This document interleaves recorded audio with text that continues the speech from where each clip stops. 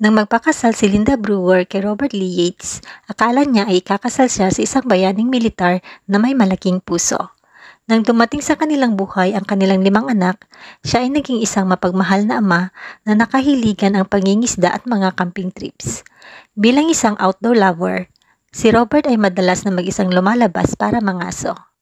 Ngunit noong April 2000, nagising si Linda ng bandang 6:30 ng umaga dahil sa pagsalakay ng mga pulis sa kanilang tahanan at pag-aresto sa kanyang asawa. Lumalabas na ang mga paglabas ng asawa upang mangaso ay tila hindi totoo. Sa paglilibot ni Robert sa mga lansangan, nabiktima niya ang mga mahihinang babae. Kumitil siya ng buhay ng higit sa 100 kababaihan at ang kanyang pagkauhaw sa dugo ay nagsimula pa noong 1975.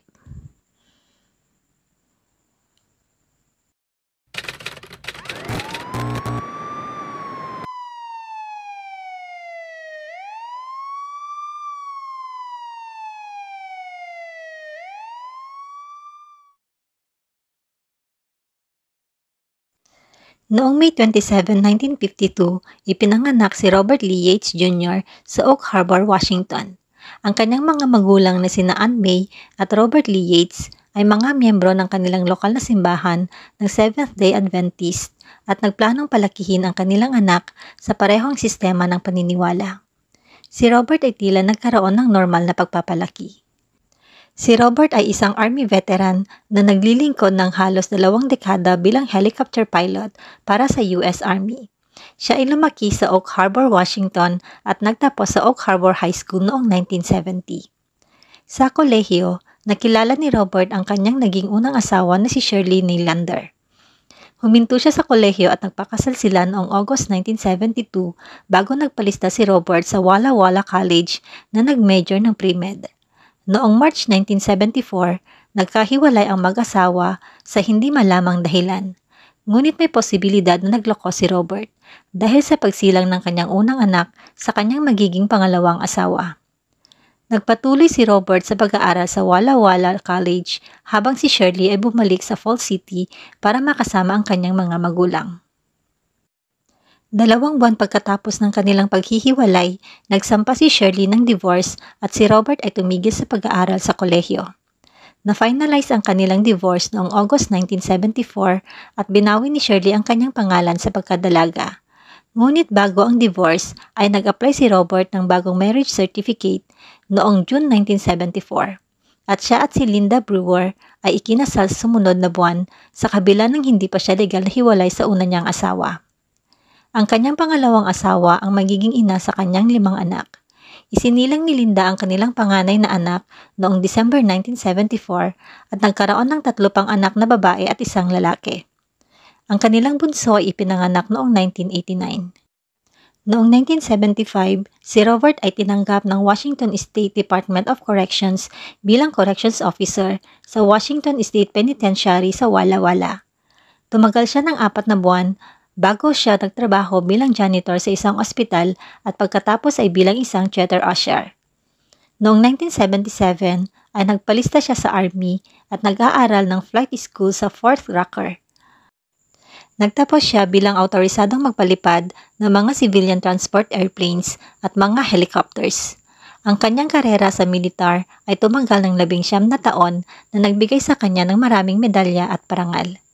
Tinapos ni Robert ang kanyang karera bilang Chief Warrant Officer 4, ang pinakamataas na ranggo na maaaring makuha ng isang warrant officer sa Army. Nagretiro siya noong March 1996 at nanirahan kasama ang kanyang pamilya sa isang 2 palapag na rancho sa Spokane, South Hill.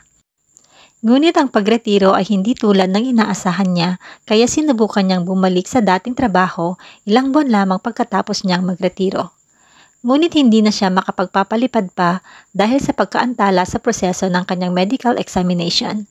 Sa panahon ng kanyang evaluation, siya ay nag-grounded. Ang mga pagpatay ay nagsimula noong July 1975. Kakaunti lamang ang nalalaman tungkol sa mga biktima. Karamihan sa mga biktima ay mga sex worker o namumuhay sa isang mapanganib na klase ng pamumuhay. Sa pagitan ng 1996 at 1998, maraming prostitute ang natagpo ang walang buhay, lahat sa kamay ni Robert Lee Yates. Una silang kinukuha para sa prostitution pero pagkatapos ng pakikipagtalik ay kinikitil niya ang kanilang mga buhay. Lahat ng kanyang mga biktima ay namatay sa mga tama ng bala sa ulo. Ngunit hindi iyon ang una niyang pagkitil ng buhay. Ang kanyang mga unang biktima ay naganap noong 1975, halos 2 dekada bago nito. Noong July 13, 1975, ang mag-asawang sina Susan Patricia Savage, 22 taong gulang, at Patrick Allen Oliver, 21 taong gulang, ay lumabas upang mag-swimming at mag-picnic sa Mill Creek, isang lokal na swimming hole na 12 milya ang layo mula sa Walla Walla. Kababalik lang ni Patrick sa Amerika pagkatapos mag-aral sa France at katatapos lang ni Susan sa Washington State University. Si Robert ay nagsasanay sa kanyang target shooting sa parehong lugar. Para kay Robert, ang mag-asawa ay walang iba kundi ang kanyang mga target. Marahas niyang kinitil ang buhay ng mga ito. Binaril si Patrick ng 3 beses sa ulo, pagkatapos ay binaril si Susan ng 2 beses. Ibinaon niya ang kanilang mga katawan sa ilalim ng isang tumpok ng mga dahon at sanga. Ang kanilang mga katawan ay natagpuan makalipas ang ilang araw. Pagkalipas ng 25 taon, inamin ni Robert ang pagkitil sa kanilang mga buhay. Noong December 28, 1988, natagpuan ang bahagyang skeletal na labi ni Stacy Elizabeth Hone malapit sa Big Lake sa Skagit County, Washington. Siya ay 23 taong gulang at huling nakitang buhay sa Seattle noong July 7, 1988. Matapos ang pagka-aresto ni Robert, na nahaharap sa parusang kamatayan, ay gumawa siya ng isang plea deal na iligtas ang kanyang buhay. Inamin niya ang krimen at sinabing habang siya ay nasa bakasyon sa militar, ay inupahan niya si Elizabeth na nagtatrabaho noon bilang isang sex worker. Binaril niya ng 1 beses ang ulo pagkatapos ay itinapon ang katawan. Noong July 14, 1996, si Shannon Renee Shulinsky, 38 taong gulang, ay natagpo ang binaril ng 1 beses sa ulo sa Mid-Spokane County, Washington.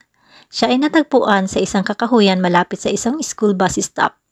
Ang kanyang katawan ay bahagyang hubad at ito ay naaagnas na. Nagtrabaho siya bilang isang sex worker at kinuha ni Robert ang kanyang serbisyo bago kinitil ang buhay. Noong August 26, 1997, si Jennifer Ann Joseph, 16 na taong gulang, ay natagpo ang binaril sa ulo sa isang bukid sa Spokane. Sa lugar, isang brown na tolya at brown na buhok ang nakita na kalaunan ay natagpo ang pag-aari ng isang puting lalaki. Si Jennifer ay huminto sa high school at lumipat sa Spokane mula sa Tacoma pagkatapos ng diborsyo ng kanyang mga magulang. Nagsimula siyang gumamit ng methamphetamine at nagtrabaho bilang isang sex worker para tustusan ang kanyang mga pangangailangan. Si Jennifer ay naninirahan na ng 1 buwan sa Spokane nang kunin siya ni Robert at kitlin ang buhay nito. Noong November 5, 1997, ang bahagyang nabubulok na katawan ni Darla Sue Scott ay natagpuan sa isang mababaw na hukay malapit sa isang golf course sa Spokane. Siya ay 29 na taong gulang at may mahabang kasaysayan ng pagbebenta ng katawan at paggamit ng ipinagbabawal na gamot. Si Darla ay kinitilang buhay sa pamamagitan ng isang putok ng baril sa ulo at pinaniniwala ang kinitilang buhay noong September o October 1997. Noong December 7, 1997, si Melinda Lee Mercer, 24 na taong gulang, ay natagpo ang binaril at itinapon sa isang bukid sa Tacoma. Ang kanyang ulo ay natakpan ng 4 na plastic bag at ilang beses siyang binaril sa ulo. Ibinunyag ni Robert sa paglilitis na kahit matapos niyang mabaril si Melinda, ay nagawa pa rin ni Melinda na kagatin ang 2 sa mga grocery bag bago binawian ng buhay dahil sa kanyang mga pinsala. Hindi malinaw kung paano siya nahikayat ni Robert na sumakay sa kanyang sasakyan dahil ayon sa mga nakakakilala sa kanya ay wala siyang kaugnayan sa sex work. Mahigit 1 linggo ang makalipas noong December 12, 1997, si Sean Lynette Johnson, 36 na taong gulang, ay natagpo ang natatakpan ng 2 plastic bag ang kanyang ulo at siya ay may 2 tama ng baril sa ulo. Natagpuan siya halos 1 milya ang layo mula sa kung saan natagpuan ang katawan ni Darla Scott. Siya ay nawawala noong October 29 ng parehong taon. Pagkaraan ng 8 araw noong December 26, 1997, sina Sean Ann McClanahan, 39 na taong gulang, at Lori Paige Wasson, 31 taong gulang, ay parehong natagpuan sa isang gravel pit sa Spokane. Pareho silang binaril ng 2 beses sa ulo na may 2 grocery bag na nakatakip sa kanilang mga ulo. Huling nakita si Lori noong November 13, 1997. Nagtrabaho siya bilang isang sex worker upang pondohan ang kanyang bisyo na paggamit ng ipinagbabawal na gamot. Bukod sa ganoong trabaho, siya rin ay nagbibreed at nagsasanay ng mga Rottweiler at nagpapatakbo ng isang Adult Family Home o AFH at lisensyado ito ng estado. Ang AFH ay isang tahanan na idinisenyo upang magbigay ng mga serbisyo sa personal na pangangalaga sa mga individual na nangangailangan ng personal na tulong. Si Sean naman ay may isang anak at huling nakita noong December 18, 1997.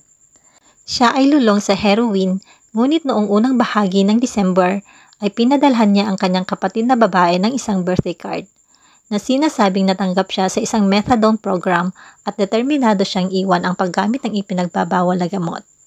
Nalulong siya sa ipinagbabawal na gamot matapos ang isang pinsala sa braso na naging dahilan upang ma-addict siya sa paggamit ng painkillers. Dati siyang nagtatrabaho sa laboratorio ng ospital, ngunit huminto dahil sa pinsala. Ang sumunod na biktima ay nadiskubre noong February 8, 1998. Ang katawan ng 41 taong gulang ni si Sonny Gail Oster ay natagpuan sa isang rural na lugar sa Spokane. Siya ay binaril at tinakpan ng mga plastic bag ang kanyang ulo. Siya ay may 2 anak at huling nakita noong October 1997, ang araw na nakumpleto niya ang kanyang drug treatment program. Noong April 1, 1998, natagpuan ang katawan ng 34 na taong gulang na si Linda Marie May Bean sa Spokane. 100 yarda lamang ang layo mula sa katawan ni Sean at Lori. Siya ay may takip na 2 plastic bag sa kanyang ulo at binaril ng 1 beses. Si Linda ay nagtatrabaho bilang isang sex worker at nawawala noong November 22, 1997. Noong kalagitnaan ng May 1998 ay nawala si Melody Ann Murphy, 43 taong gulang. Ngunit ang kanyang katawan ay hindi natagpuan hanggang 6 na buwan matapos arestuhin si Robert noong April 2000. Ang kanyang katawan ay natagpuang nakabaon sa ilalim ng bintana ng kwarto ni Robert at ng kanyang asawa matapos sabihin ni Robert sa mga pulis ang lugar. Kinilala si Melody ng kanyang pamilya sa pamamagitan ng kanyang mga alahas. Noong July 7, 1998, si Micheline Joanne Derning, 47 taong gulang, ay natagpuan sa Spokane na binaril ng 1 beses sa ulo. Nasa buhok pa niya ang basyo ng bala ng kalibre .25, natagpuan siyang bahagyang nakahubad. Si Micheline ay may asawa at nagkaroon ng 1 anak na lalaki. Ngunit dahil sa pagkalulong sa ipinagbabawal na gamot, ay parehong nawala sa kanya ang kanyang asawa at kustudiya ng kanyang anak. Lumipat siya sa Spokane noong 1997 at nagtrabaho sa iba't ibang klase ng trabaho sa pagnanais na babago ang kanyang buhay.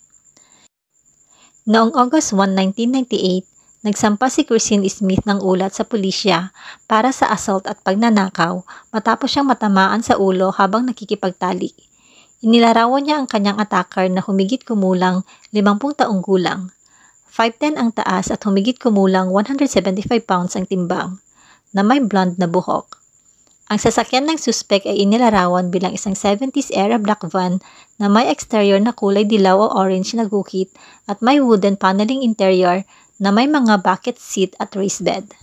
Ayon pa kay Christine, ang lalaki ay nag-claim na siya ay isang piloto ng National Guard helicopter at may 5 anak. Ang mga pulis ay may nakita na mga bullet fragments sa buhok ni Christine. Hindi niya namalayan na siya ay nabaril. Matapos arestuhin si Robert, ay naging laman siya ng mga pahayagan kaya nang makita ni Christine ito ay agad niyang nakilala ang kanyang attacker.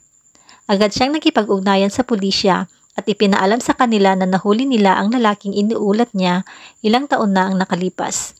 Si Christine Smith ang tanging biktima na nakaligtas sa kamay ni Robert. Ang huling biktima ni Robert ay natuklasan noong October 13, 1998. Si Connie Lynn Elise Lafontaine ay 24 na taong gulang noong siya ay natagpuan sa isang kanal sa Tacoma. Kinitil ang kanyang buhay sa pamamagitan ng pagbaril sa ulo na may 3 plastic bag na nakatakip sa kanyang mukha. Dati siyang nagtatrabaho bilang hairdresser sa Spokane, ngunit nalulong sa ipinagbabawal na gamot at nagtrabaho bilang sex worker pagkatapos ng pagkamatay ng 2 sa kanyang mga anak na lalaki. Ang isa niyang anak ay nawala sa kanya dahil sa sudden infant death syndrome at ang isa naman ay nawala noong 11 taong gulang pa lamang ito at naghihintay ng transplant sa puso. Si Connie ay nagkaroon ng ikatlong anak, isang batang babae na pinalaki ng kanyang ama. Naniniwala ang ama ni Connie na ang pagkalulong niya sa heroin ay may kinalaman sa kanyang pagkamatay at sinabing sinubukan ni Connie na sumailalim sa isang drug program ngunit hindi ito gumana sa kanya. Si Robert ay nasa radar na ng pulisya noon pang 1999. Nahuli siyang nag-overspeeding malapit sa lokasyon kung saan natagpuan ang isang biktima 2 taon na ang nakalilipas. At noong November 1998, hinuli siya ng mga pulis habang may kasama siya na isang sex worker. Ang kanilang mga hinala ay tumaas nang tanungin nila siya tungkol sa mga pagpatay. Ayon sa mga detective, kinabahan si Robert at tumanggi na magbigay ng blood sample para sa DNA testing. Ang isang search warrant para sa kanyang puting 1977 Chevrolet Corvette na ibinenta niya ilang sandali bago siya arestuhin ay ipinatupad. Hinalughog ang Chevrolet at nakita ang tuyong dugo sa passenger side. Ang dugo ay tumugma sa DNA ni Jennifer Joseph. Bagamat walang DNA ang mga investigador mula kay Jennifer, ginamit nila ang pinakamalapit sa kanya upang itugma sa dugo na natagpuan sa kotse. Ang DNA ng kanyang mga magulang at ng kanyang DNA ay nagtugma. Sa ilalim ng passenger seat ay isang puting botones din ang nakuha.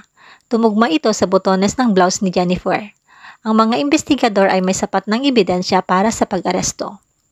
Noong umaga ng April 18, 2000, sa ganap na alas 6:30 ng umaga, pinaharurot ng mga pulis ang kanilang kotse patungo sa Hilaga sa Market Street sa Spokane upang arestuhin si Robert Yates. Hinalughog ang kanyang tahanan habang sinisikap ng mga pulis na panatilihin ang lahat ng mga posibleng ebidensya na natagpuan. Nagkaroon sila ng sapat na ebidensya para ikonekta siya sa pagkitil sa buhay ni Jennifer. Ngunit tumanggi ang pulisya na sabihin kaagad kung ang pangalan ni Robert ay may kaugnayan sa serial killer na nagtatarget sa mga prostitute. Si Robert Yates ay kinasuhan ng 13 bilang ng first-degree murder at isang count ng attempted first-degree murder sa Spokane County Superior Court. Sa panahon ng paglilitis ay nagkaroon ng plea bargain. Inamin ni Robert ang mga pagpatay sa kasunduan na hindi siya mapapatayan ng parusang kamatayan. Si Robert Yates ay sinentensyahan ng 408 years na pagkakakulong. Pagkatapos ng paglilitis, gumawa ng pahayag si Robert na humihingi ng paumanhin sa mga pamilya ng mga biktima. Noong 2001, sinampahan si Robert ng mga pagpatay kina Melina Mercer at Connie Ellis at noong September 19, 2002, siya ay nahatulan at sinentensyahan ng kamatayan sa pamamagitan ng lethal injection sa October 3, 2002. Ngunit ang hatol na ito ay inapela. Sinabi ng kanyang mga abogado na ang plea na ginawa niya sa mga prosecutor sa Spokane ay pinaniniwala ang all-encompassing, na nangangahulugang ang plea ay sumasakilaw sa lahat ng pagpatay na maaaring nagawa niya at ang habang buhay na sintensya para sa 13 na pagpatay at parusang kamatayan para sa 2 pagpatay ay hindi pantay. Tinanggihan ng Korte Suprema ng Washington ang mga argumentong ito noong 2007. Nagsagawa pa siya ng mga karagdagang apela.